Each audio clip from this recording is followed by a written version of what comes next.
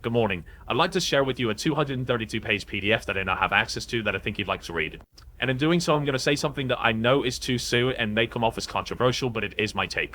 Behind me is Jeffrey Epstein's birthday book, provided by Ghislaine Maxwell, and featuring notes from friends, herself, and others. Here we even have a note specifically to Jeffrey and from Ghislaine explaining why she put this book together.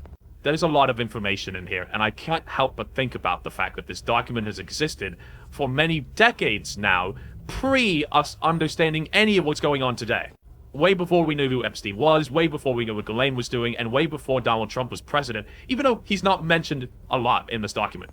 He and others like Bill Clinton were featured in the friends list. Now, understand this is really early, and I, unfortunately, within a few minutes of the actual incident, saw the entire thing, and I was a little bit shaken up by it, I can't lie.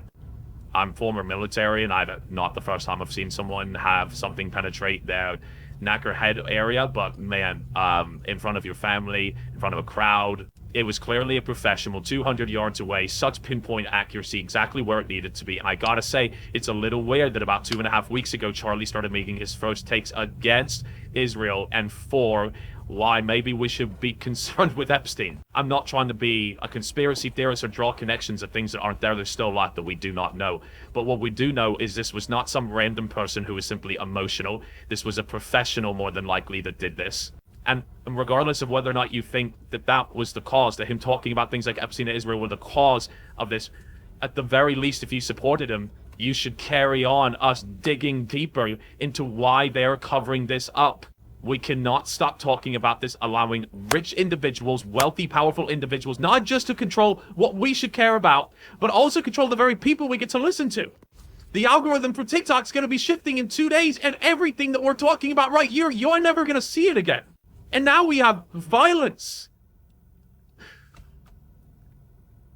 We can't stop talking about this. And his death is not a reason to perpetuate some other narrative. It's not a stepping stool to talk about something. He's on a soapbox. But man, he had influence, like him or not. Yes, he advocated for G violence. And yes, he did absolutely have a take or two that rubbed people the wrong way. But the man stood for something. At the very least, I know he stood for Christ. And at the very, very least, we cannot have violence against one another when this is an up and down issue. He is not a part of the up versus down issue, in my opinion. And if that's not your opinion, that's fine. My opinion, though, is he's shifted his. I can see clearly he's shifted his narrative. He's shifted his speaking points. And someone who's very, very connected to the BBs of the world, I take that very, very seriously when someone switches that take up. You might not like this take. Well, what I am going to do for you is I'm attaching this document in my bio. If you'd like to read this, if you'd like to scroll through it, screenshot, see it for yourself, you can call it fake, you can call it whatever. It's been under seal for quite a while, and rumor has it it's been in there for over 20 years, or this book has been in existence for about 20 years. So, there's a lot going on right now.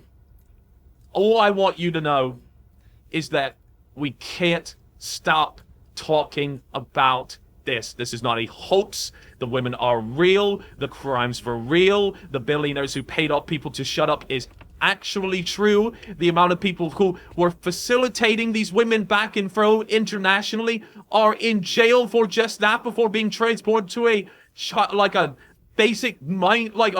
jail. It's like a minor leagues of jails. It's the Wilmington Blue Rocks of jails. It's a summer camp. We can't stop talking about it just because it's not the #1 headline today. We can't stop talking about it. I'm not going to stop posting about it. And whether or not all of this has some type of connection does not matter. What is behind me is real. What is behind me has ruined hundreds, if not thousands, of women's lives. And many people believe still going on till today. We can't stop talking about this, or children are going to keep getting hurt.